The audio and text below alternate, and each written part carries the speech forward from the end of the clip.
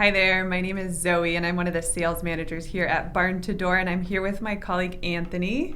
Hi, nice to meet you all. I'm Anthony. I'm an onboarding manager here at BarnsDoors. And we are super excited to start to talk to you guys a little bit more about the 5 tactics to making shipping profitable for your farm. I think first and foremost here, always so important to ask yourselves, why ship? Why do you want to ship? I think really the first questions that I would ask myself is, who's going to be your target audience? Who are your target buyers? Where are your target buyers? And how big is this target market that you're looking at? So it is really important to figure out what your shipping strategy is going to look like, and to be honest with yourselves in, are your products going to have a competitive advantage if you ship, or is this going to be a competitive disadvantage by pricing up your products?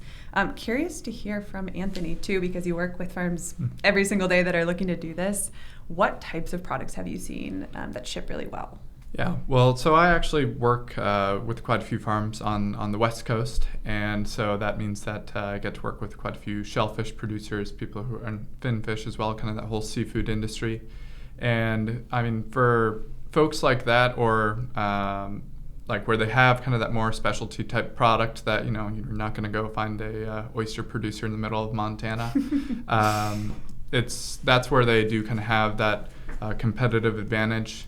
I also used to work with some folks out in the Northeast, so maple syrup being quite a big deal up there. So you get some of those kind of niches where it really starts to make sense. Yeah, totally. I think too, just determining, is your product a commodity product? So something that every single person wants and might be getting on a regular basis, like grass-fed beef, for example. Can those customers then find a grocery store, find another farm in the area that they could purchase that from? Or do you have a product like Anthony was mentioning, like oysters or like maple that is super seasonal, that customers in different areas might really need and want? And one other kind of point there to highlight as well is just down to the kind of even resilience of your customers. Like if you are selling beef, and that's ultimately shipping is a cost that does get passed on to the customer. In that case, what's to like keep you competitive compared to another local beef producer, right? So, and of course, you have customers who are going to be continuing to grow affinity for your brand and all that kind of stuff. But in the ideal world, you have those local customers who you're going to be able to access at the best kind of price point for them. And that is really just what helps build a very resilient and healthy customer base we've seen. The really important thing to remember is that 90% of people are going to want to purchase locally. It's definitely the thing to do. People are actively looking for farms that they can purchase from in their area. So keep that in mind when you're choosing which products you might want to ship. And on that same note too, I would say you really don't need to ship every product in your store. Narrow it down. Less is always going to be more. When I see a farm store who has 2 or 3 products that are shippable that I can order here in Seattle, like, whether it's shirts or merchandise or jams and jellies, things like that, I'm always going to pick those few products that are shippable and order them here to my home to be delivered to me. Versus if you're going to offer all 50, 100 products for shipping, it does widen the decision-making process for your buyers and make it that much more complex. So make sure to keep things simple. Less is always going to be more when it comes to fulfillment options. Mm-hmm. And a lot of times too, just kind of quick point to tack on to that is that your buyers are going to trust you to be the expert on their behalf in many of these cases where, like, if you put together a bundle of different soaps or skincare products. I have a lot of folks on who produce goat milk and different kind of essential oil type skincare products in that line. And it's definitely one of those things where people do trust you to be the expert with what you produce, and being able to kind of bring that before them in a bundle that can help them kind of up what they might have purchased even otherwise, kind of helping push larger cart sizes can be a very compelling way to be bringing it before the customer while kind of helping simplify their experience. So yeah, that really ties into this wonderful farm example, Sacred Roots Maple, who we've worked with a ton over the past year. They have done a really good job of going through and checking all of their boxes as to who is their target audience, where their target audience might lie. They obviously have access to shipping materials, which is wonderful. And they leaned into really determining which parts of the country then that they're going to offer shipping to, since they do have this product that is non-perishable and also really seasonal. So it is one of those that's high in demand for shipping. Anthony, do you want to speak to this one a little bit more? Yeah. And I mean, to that end, with Sacred Roots, I mean, we've just heard from Ashley, but having been able to work with other maple syrup farmers, especially I was working with a lot of farms out in western Massachusetts for a while there. A lot of them have really identified where they can narrow in and kind of make shipping make sense for them, particularly leaning in many cases to flat rate boxes, because it is a non-perishable item. In many cases also working with folks who produce honey, things in those lines where they can fit into a flat rate box and many times get a better rate than they could hope to otherwise to get it to their customers. So really just about kind of narrowing in and finding where that fit is going to be kind of in this whole shipping system. Totally. Yeah. I've noticed with like maple, honey, etc., when it comes to value-added products that are shipping, they tend to have more package-friendly sizing. So it does become a lot more easier to do the flat rate shipping, as Anthony had mentioned. Well, great. So the next one on here is just define your shipping zones.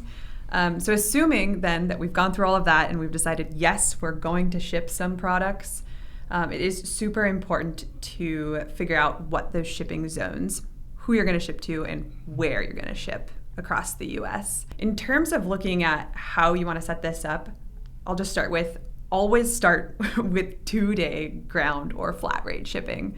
I'll say this again. Always start with 2-day ground or flat rate shipping.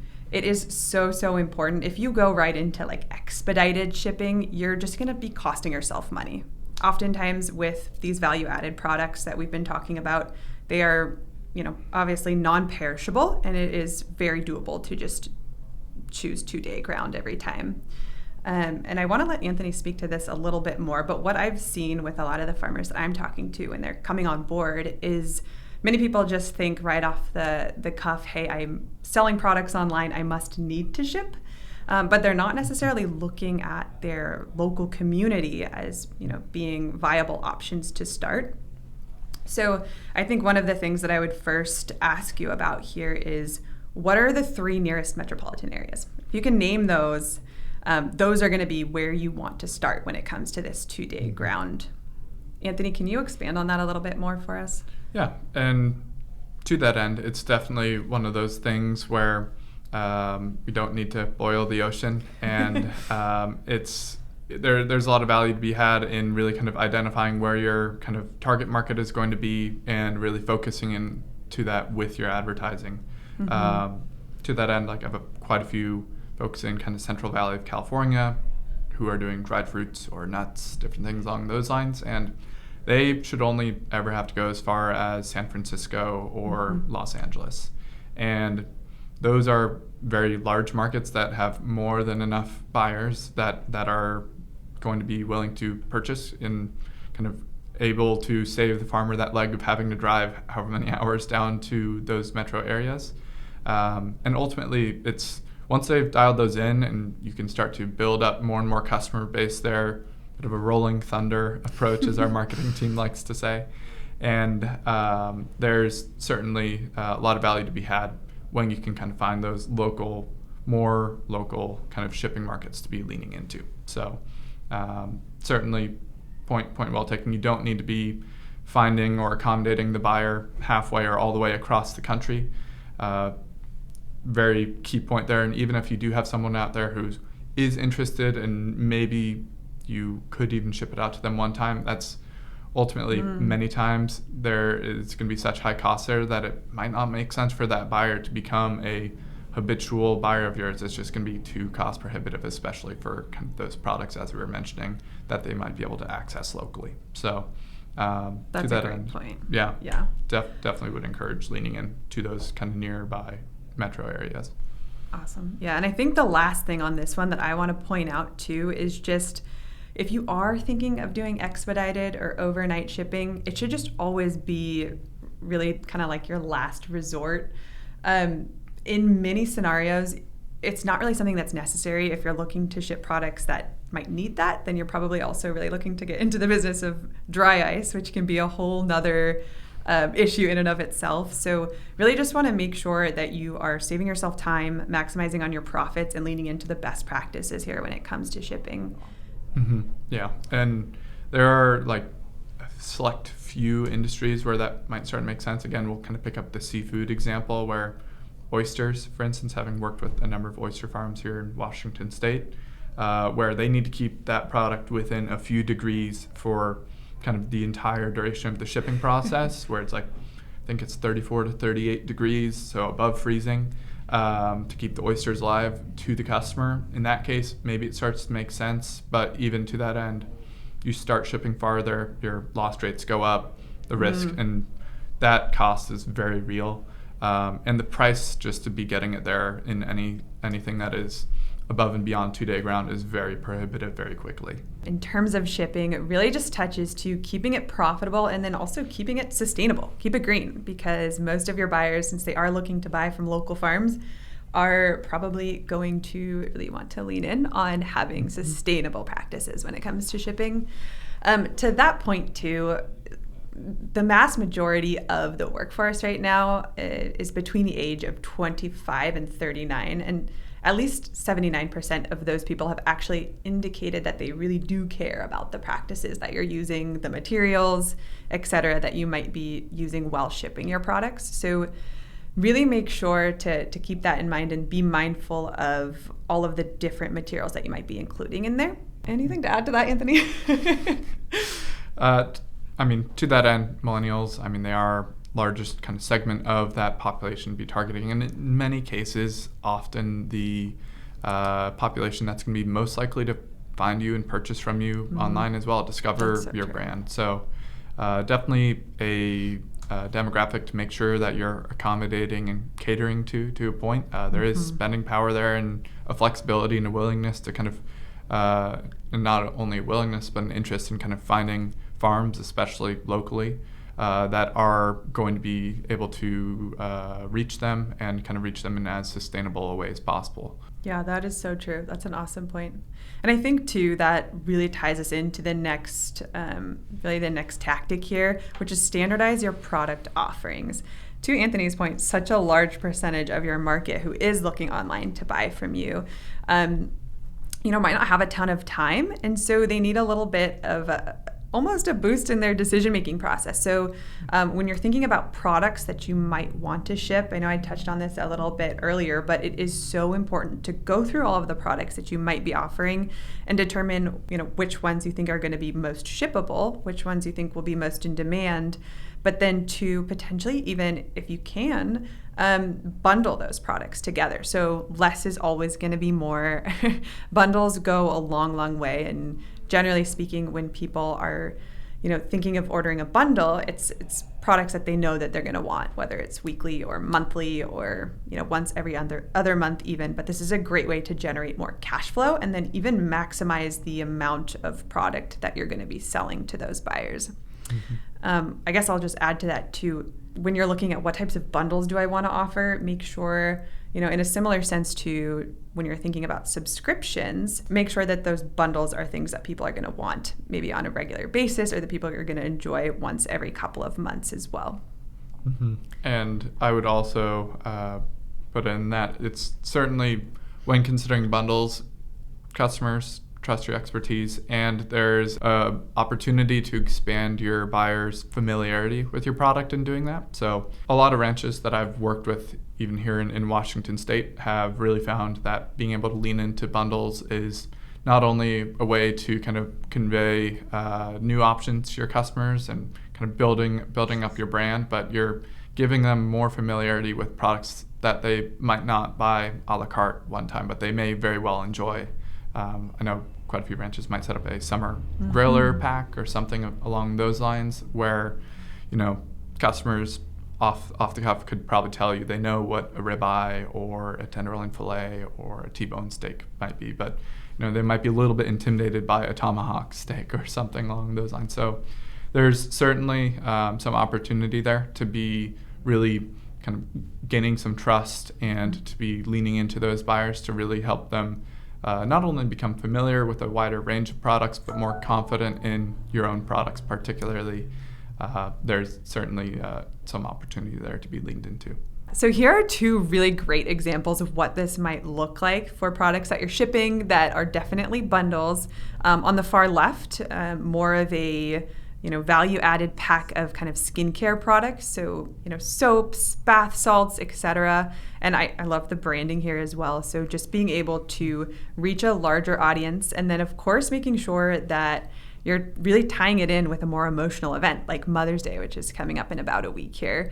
This is really going to drive sales, and it makes this item really special to people, to your buyers, when they're looking for products that might be shippable, that they might want to really treat their moms to, for example. And then on the far right, another great example of a bundle from a maple farm here, who has also done a fabulous job with branding. I'd love to see, I think, even branding down to the box or the packaging. So these guys have really honed in on their brand loyalty and done just a fabulous job of making sure that, while this is a super seasonal product and it's high in demand, making sure that people know who they are and are then excited and ready to buy from them again next year when they might have even more product available to be shipped. Mm-hmm. And credit due with the naming on that, the maple staple. That's a fun, that's so cool. Fun take. And to that end, I mean, maple syrup, another good example where you might go to a maple syrup producer and expect to purchase maple syrup. Big surprise, but then they also have other products here, which I think I can see there in the bundle. Maple sugar, creamed maple type products, where you can really start to go above and beyond and expand your customers' horizons. Awesome. So yeah, tactic number 4 here is that time is your enemy. I know we've touched upon this a lot, but make sure that you're being cognizant of things like weather, humidity, heat, rain, etc. Those can all affect your shipments. So it is important to make sure that you're shipping earlier in the week here. Anthony, you want to take it from here? Yeah, well, and especially for folks shipping to southern kind of half of the U.S. in the summer, it gets pretty warm, I'm sure, on some of those UPS trucks and such. But it's certainly, there are some best practices to be followed. I would say, just making sure, again, that you're really kind of following that 2-day ground limit, because anything beyond that, you start getting into dangerous territory. And also to be said that it's good to be shipping products earlier in the week as possible. And this isn't a huge shock to a lot of folks who've been shipping for a while, but you start getting towards the weekend and there are just different delays and such that start to crop up with your shipment caught in the middle of it all. So certainly aim for earlier in the week and making sure that you're really properly setting those areas to be kind of best accommodating for the conditions. You may well be able to ship a little bit farther during the winter than the summer. So take it all in stride. I just think this is such a funny Giphy here. Yeah. And I think it really speaks to what could happen to your products while expediting. It is important to note, right? It's just your loss rate. It goes up, it spikes up so much higher when you're trying to expedite them. We've already talked to these perishable products that you might be trying to expedite as well. And they're handled in so many ways. So it's just a much higher risk that's then causing a much higher loss rate for those products. Yeah, and all joking aside with the images there, it's definitely one of those things where just the closer, the simpler the shipping process is going to be. And if it's just getting put onto a truck or two and getting moved from point A to point B, that's a lot simpler than getting put onto an airplane, pressure changes, whatever temperature stuff is going on through the middle of all that. It's just going to be a lot easier on your product if we are targeting more locally. Tactic 5 here is delight buyers with subscriptions. This one really plays into the bundles that we were talking about earlier. Allow those bundles for subscriptions and boom, you have recurring cash flow that's coming in on a month-to-month basis. So lean into that. People want product on a regular basis. They really do not want to have to find you online, make that purchase, even if they know they want the product every single month or every single week. So keep that in mind. It really does delight your buyers and it makes their lives so much easier. In terms of subscriptions in general, right, it is driving a lot of cash flow. About 80% of your revenue as the farmer is going to be coming in recurring once you start to offer those subscriptions. And it does then enable you to upsell other products. So I would definitely lean into that bundle box that we showed you guys earlier, and then offering any other products that might really go alongside that you might want to attach to then drive even further revenue. Mm-hmm. Yep. Send a sampler. Just give people a chance to get to know you and your products, and many times they will not be disappointed, as you well know from all your best customers. So now here at BarnsDoors, you guys have been hearing that we're now able to offer shipping subscriptions. Our farms are able to be reaching their buyers on that consistent basis, as they've been able to do locally with pickup and delivery. Up to this point now, they can be really leaning in even a little bit more broadly with the shipping options. So certainly do be kind of keeping an ear out. Of course, we are always coming out with many new and exciting things, as you kind of get to hear from our CEO.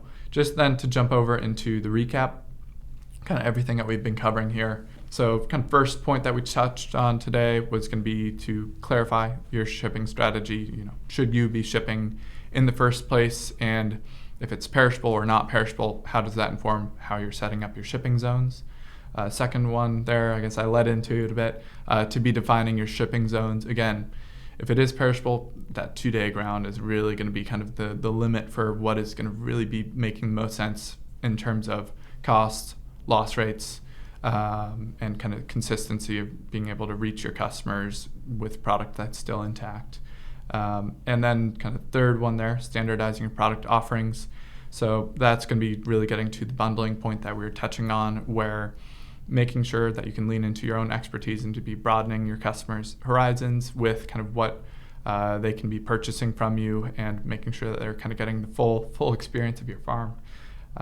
Fourth point there, time is your enemy, or often your enemy, as we kind of saw there, where really just making sure with those zones that you're really dialing in kind of how far you're going to be sending your product, and also to be making sure that you're sending it earlier in the week to be most consistent and to minimize those loss rates and keeping your customers happy.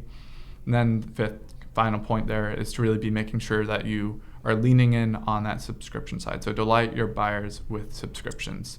To the final slides here, certainly do be keeping your head up that we at BarnsDoors are offering a lot of great resources kind of in line with really making sure that we're accessing customers. And with the shipping side, it becomes more and more important to be building your brand online and accessing them consistently. So we do have some incredible boot camps that are open and available to the public.